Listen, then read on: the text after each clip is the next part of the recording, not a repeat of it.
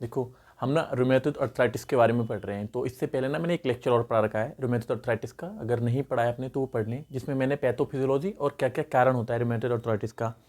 आज हम rheumatoid arthritis के बताएंगे क्या ऑनसेट कैसे होता है इसका, यानी कि रूमेटॉइड अर्थराइटिस का। तो इंसीडियस ऑनसेट होता है, जैसे मान लो कोई पेशेंट है और आपके पास आया तो बताएगा क्या उसे काफ़ी टाइम से ऐसा लगता है कि उसकी तबीयत ठीक नहीं है, यानी कि मिलाइज मतलब तबीयत ठीक नहीं है। और क्या क्या क्या भूख नहीं लगती है उसे बिल्कुल भी, और थका थका रहता है, यानी कि थकावट जो होगी मेंटल होगी और फिजिकल दोनों होगी। जैसे मान लो उसे काम करने का कोई मन नहीं कर रहा। और बायलेटरल यानी कि दोनों तरफ सिमेट्रिकल अर्थराइटिस। सिमेट्रिकल मतलब जैसे मान लो अगर बायलेटरल मतलब दोनों हाथों में या दोनों साइड में। सिमेट्रिकल है जैसे मान लो इस वाले जॉइंट में, यहाँ पे रिस्ट जॉइंट में पेन हो रहा है तो इस वाले रिस्ट जॉइंट में भी पेन होगा। ठीक है, तो अर्थराइटिस मतलब यही होगा। पेरिफेरल यानी कि पेरिफेरल मतलब होता है जैसे लेग्स में प्लस हैंड में, यानी कि बायलेटरल सिमेट्रिकल अर्थराइटिस होगी, यानी कि दोनों तरफ, और वो भी पेरीफेरी में होगी। पेरीफेरी होता है जैसे तुम्हारे हाथ और पैर ये पेरीफेरी में आते हैं, और एक्सियल मतलब जो तुम्हारा सामने का भाग होता है। तो एक्सियल जॉइंट इसमें क्या होते हैं, नॉट इन्वॉल्व, यानी कि इन्वॉल्व नहीं होते जो तुम्हारे एक्सियल जॉइंट होते हैं। लेकिन अगर लंबे समय तक ऐसे ही रहा ये कंडीशन तो क्या होगा, सबसे पहले तुम्हारा सर्वाइकल जॉइंट इन्वॉल्व होगा, यानी सर्वाइकल मतलब जो तुम्हारी नेक के पीछे वाला भाग। ठीक है, दूसरी यानी कि जो ऑनसेट होता है वो सब एक्यूट होता है, यानी कि कुछ सप्ताह तक। बताएगा कि कुछ सप्ताह से मतलब उसके क्या है, जोड़ों में दर्द है। ठीक है, मोस्टली क्या होगा जी, एसिमेट्रिकल होगी।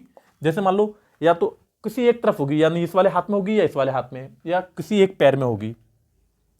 और स्टॉर्मी ऑनसेट क्या होता है, यानी कि बहुत तेजी से यानी कि सिम्टम आएंगे इसके, यानी कि और कुछ ही दिनों में क्या होंगे, मैक्सिमम हो जाएंगे। इसमें क्या होगा, यानी कि पॉलीअर्थराइटिस होगा।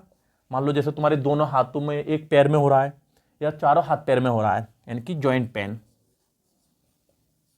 और क्या होगा, लिम्फोडिनोपैथी, यानी कि जो तुम्हारे लिम्फ नोड होते हैं, सर्वाइकल लिम्फ नोड होते हैं, एक्सिलरी और इंग्वायलर लिम्फ नोड होते हैं, वो क्या होंगे, बढ़े हुए मिलेंगे आपको। स्प्लीनोमेगली शो करेगा, स्प्लीनोमेगली जो स्प्लीन का साइज है वो बढ़ा हुआ मिलेगा, और फीवर बताएगा अपने लिए। तो ये तो तुम्हारा ऑनसेट हो गया, यानी कि 3 प्रकार का इंस्यूएट ऑनसेट। तो ये जो होता है 60% होता है, यानी कि 60% ऐसे पेशेंट होंगे जो बताएंगे उन्हें पता ही नहीं है कब से प्रॉब्लम है ये। और 30% ऐसे लोग आएंगे बताएंगे कि उसे कुछ सप्ताह से प्रॉब्लम है, और इसमें कुछ ही दिनों के अंदर यानी कि प्रॉब्लम इतनी तेज हो जाएगी। रूमेटॉइड अर्थराइटिस का पेशेंट क्या क्या क्लिनिकल फीचर्स बताएगा, यानी कि क्या क्या समस्या आपको बताएगा, क्या उसे ये प्रॉब्लम है। जैसे जो जॉइंट इन्वॉल्व है उसका, तो वो बताएगा कि उस वाले जॉइंट में उसे बहुत ज़्यादा पेन हो रहा है। और पेन कैसा है, ऐसा नहीं है कि वो बैठा है तो उसे आराम हो रहा है, नहीं, लगातार पेन बना हुआ है। और क्या होगी, उस वाले जॉइंट में क्या होगी, स्वेलिंग होगी, यानी कि सूजा हुआ होगा वो वाला जॉइंट। और टेंडरनेस बताएगा। टेंडरनेस मतलब जैसे उसने दबाया तुमने जिस वाले, यानी मान लो ये वाला हाथ सूजा पड़ा है इसका, ये वाला जॉइंट, तो अगर दबाएंगे आप तो बताएगा दबाने से दर्द और बढ़ रहा है।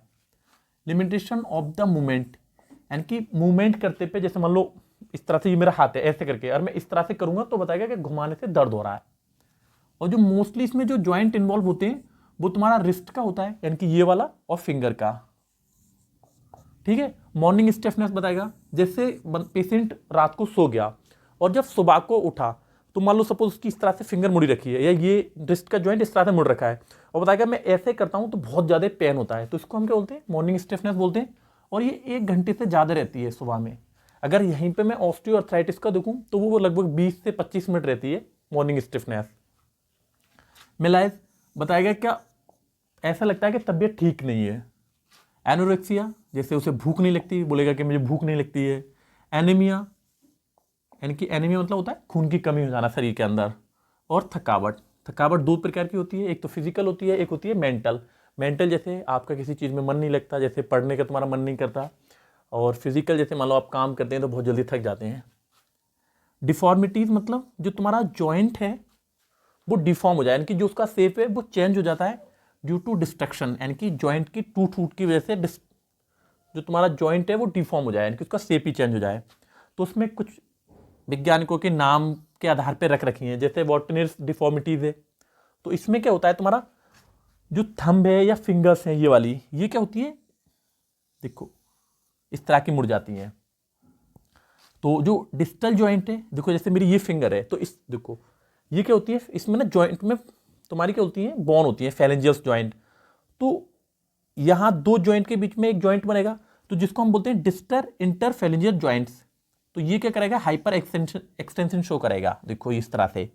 और ये जो प्रोक्सिमल इंटरफेरेंजियल जॉइंट जो होगा वो फ्लेक्शन शो करेगा। तो ये तो वाटर नीड्स होती है डिफॉर्मिटीज। और दूसरे साइंटिस्ट थे स्वान नेक डिफॉर्मिटीज, यानी कि जो दूसरे साइंटिस्ट थे उन्होंने इसकी खोज की। तो जो तुम्हारी फिंगर है वो इस तरह की हो जाएगी, ऐसे करके मुड़ जाएगी। तो जो डिस्टल जॉइंट है यानी कि ये दूर वाला, तो डिस्टर इंटरफेरेंजियल जॉइंट जो होगा वो फ्लेक्शन शो करेगा। और जो प्रॉक्सिमल है यानी कि ये वाला, ये तो डिस्टल है, ये प्रॉक्सिमल है, तो जो प्रॉक्सिमल इंटरफेरेंजियल जॉइंट जो होगा वो एक्सटेंशन शो करता है। ठीक है। एक होती है जेड डिफॉर्मिटीज, यानी कि तुम्हारा जो हैंड है वो जेड के आकार का हो जाएगा। जैसे देखो ये ऐसे करके मैंने जेड, देखो ऐसे दिख रहा होगा तुम्हें, ये ऐसे जेड के आकार का बन रखा है तुम्हारा हैंड, देखो इस तरह से ऐसे जेड होता है। तो जो तुम्हारा हैंड है वो जेड के आकार का होता है, तो हम क्या बोलते हैं, जेड डिफॉर्मिटीज बोलते हैं, या जेड डिफॉर्मिटीज ऑफ थंब, यानी कि तुम्हारा बाकी पूरा हैंड सही है लेकिन जो तुम्हारा थंब है वो जेड के आकार का हो गया है। देखो जैसे ये बना रखा है मैंने ऐसे, ठीक। तो ये जेड डिफॉर्मिटीज हो गई। और रोमेटिड नोड्यूल्स दिखते हैं, यानी कि तुम्हारे हैंड पे कहाँ का दिखते हैं, जैसे तुम्हारी नेक है, नेक के पिछले वाले हिस्से पे सबक्यूटेनियस नोड्यूल्स होते हैं। ये तुम्हारी फिंगर्स है तो फिंगर्स पे दिखेंगे, जैसे ये देखो ये शो कर रखा है। तुम्हारा ये हैंड है तो हैंड पे तुम्हारी ये, ठीक।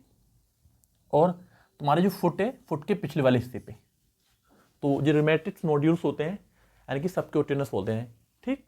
तो आज तुम्हारा यहीं पे खत्म हो रहा है। तो अगर वीडियो अच्छी लगे प्लीज़ तो वीडियो को लाइक करें और ज़्यादा से ज़्यादा लोगों को शेयर करें, ठीक है। Thank you.